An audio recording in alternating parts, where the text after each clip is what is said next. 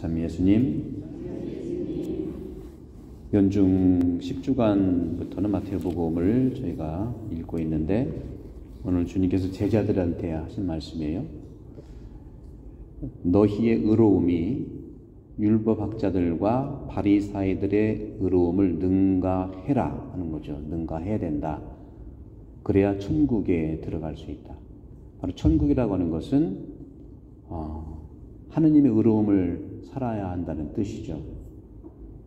바리사이들과 율법학자들은 율법을 너무 잘하는 사람이고 성경을 꿰뚫고 있는 사람인데 왜 예수님께서는 제자들에게 그 율법학자 바리사이들보다 그들의 의로움을 능가해야 한다는 건 말할까요? 물론 이 바리사이나 율법학자들은 모세의 율법을 의로움의 기준으로 살았고 실천한 사람입니다. 십계명이죠, 그죠? 하느님을 사랑하고 이웃을 사랑하는 것이고 궁극적으로 십계명에 하지 말라는 게 굉장히 많이 나오잖아요. 그런데 하지 않는 걸로 족하지 않다. 보세요. 1계명, 3계명까지는 뭐 하느님에 대한 것이고 4계명은 부모, 그렇죠? 5계명, 6계명 다 하지 말라는 거잖아요. 그렇죠? 6계명, 9계명, 7계명, 10계명 같은 거짓말하지 말고 하지 않는 걸로 족하지 않다는 걸 얘기합니다. 이건 프란스 교황님이 늘 하는 말씀하고 똑같아요. 나 혼자 착하게 사는 걸로 충분하지 않다. 나쁜 짓 안 하는 걸로 충분하지 않다. 선의 연대를 이루어야 된다 하는 말씀을 합니다. 선의 연대. 그것은 교황님의 얘기가 아니라 오늘 예수님의 얘기를 토대로 한 것이죠. 그러면서 쭉 얘기를 하죠. 십계명의 살인에 대한 얘기도 쭉 하면서 의로움, 이러한 율법학자와 구약의 이 모세 율법을 뛰어넘지 않으면 안 된다는 말씀인데 바로 그거 구체적인 예를 들어요. 하지 마라가 아니라 해야 되는 것은 뭐냐면 형제에게 성을 내지 말라는 거죠.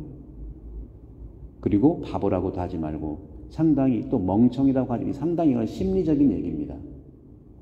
그러니까 예수님은 하지 않는 것을 뛰어넘어서 이 영혼까지도 마음에 있는 그러한 불편함까지도 표현하지 말라. 우리는 흔히들 아이고 바보 또 멍청이 또 이런 말들을 하고 살지요. 직접 그 사람한테는 아니더라도 또 이 심리적인 부분 하나하고 두 번째는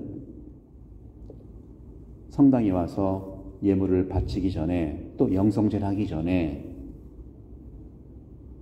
형제가 너에게 원망을 품고 있는 것이 생각나거든 예물을 두고 물러가서 형제와 화해하라는 거예요. 화해하라. 예수님의 가치와 이 강론은 늘 똑같아요. 주님의 기도도 그렇잖아. 용서도 그래요. 내가 먼저 용서를 해야 하나님도 용서한다는 거예요. 우리에게 잘못한 일을 우리가 용서하듯이 우리 죄를 용서하시고 내가 용서하지 않는데 하나님 용서를 바라겠냐 하는 거죠. 성경에 다 나오잖아요. 그렇죠? 엄청난 빚을 진 사람이 임금이 없는데 탕감받았는데 겨우 조금만 빚진 형제한테 함부로 하는 거 똑같은 개념입니다. 뭐 우리 막 요즘 말로 내로남불 또 너를 고소한 자가 또 함께 법정 가는 도중에 화해하라. 법대로 하지 말라는 거예요. 법대로 하지 말라. 서양의 문화는 법이 시작이지만 우리 한국 문화는 법이 끝까지 가는 것이 법대로 하는 거예요. 성경은 아시아, 특히 한국 문화와 많이 밀접해요. 네가 마지막 한 입까지 갚기 전에는 결코 거기에서 나오지 못할 것이다 하는 것은 공포를 주려고 하는 것이 아니라 정말 서두에 얘기했던 우리 예수님을 믿는 우리 제자들이 우리의 의로움이 율법학자와 바리사이의 의로움을 능가해야 된다는 걸 얘기하는데 능가한다는 것은 바리사이들의 의로움은 일종의 어떻게 보면 외적인 의로움이라고 본다면 예수님이 말씀하시는 것은 이 외적인 것 플러스 내적인 의로움까지 살아라 하는 것이죠. 그럼 내적인 의로움과 외적인 의로움은 뭐냐? 이 두 개 다 사는 거예요. 분명히 주님께서는 율법학자 바리새의 의로움을 살지 마라 한 게 아니라 능가하라고 그랬어요. 그것에 거기에 머물지 말고 능가하라는 것은 외적인 의로움은 정의고요. 내적인 의로움은 자비예요. 자비는 정의를 품고 있어야 되는 거예요. 정의의 목표가 자비인 것이죠. 물론 자비의 시작은 정의입니다. 이게 분리돼서는 안 되는 거예요. 그러면 어떻게 우리는 이런 하느님의 의로움을 또 예수님이 말씀 의로움을 살 수 있을까? 자비를 어떻게 살 수 있을까? 속 터지는데 어떻게 바보라고 하지 않을 수 있을까? 나한테 얼마나 나쁘게 했는데 그 사람과 화해할까? 정말 나한테 얼마나 손해나게 했는데 법정에 가서 따졌는데 왜 화해하라고 할까? 말도 안 되는 거죠. 그죠? 그런데 이렇게 우리가 용서하고 화해하고 자비를 품을 수 있는 것은 딱 한 가지예요. 영혼이 맑아야 되고 영혼이 힘이 있어야 되는 거예요. 늘 제가 말씀드리지만 몸은 어떤 걸로 움직입니까? 몸의 에너지원은 음식하고 운동이에요. 음식을 잘 먹고 건강하게 운동도 잘하는 거예요. 전혀 안 보이는 영, 내 안에는 영, 성령의 불꽃, 영은 어떻게 해서 에너지가 올까요? 내가 기도를 통해서 에너지를 얻는 겁니다. 내가 기도를 하고 침묵 속에서 기도하면 영이 건강해지는 거예요. 그러면 문제는 뭐냐? 그 사이에 있는 영혼인데 영혼은 뭐예요? 생각과 마음이 주된 요소인데 얼마나 생각은 복잡하고 얼마나 마음은 괴롭습니까? 그러니까 오늘 이 부분이 안 되는 거예요. 바보라고 하는 것도 영이 하는 게 아니라 내 생각이 하는 거고 내 마음이 하는 거고 또 멍청이라고 하는 것도 마찬가지고 또 원망을 품고 화해도 안 하고 고소하고 하는 것 다 뭐겠습니까? 이 영혼에서 이루어지는 온갖 아픔 때문에 그래요.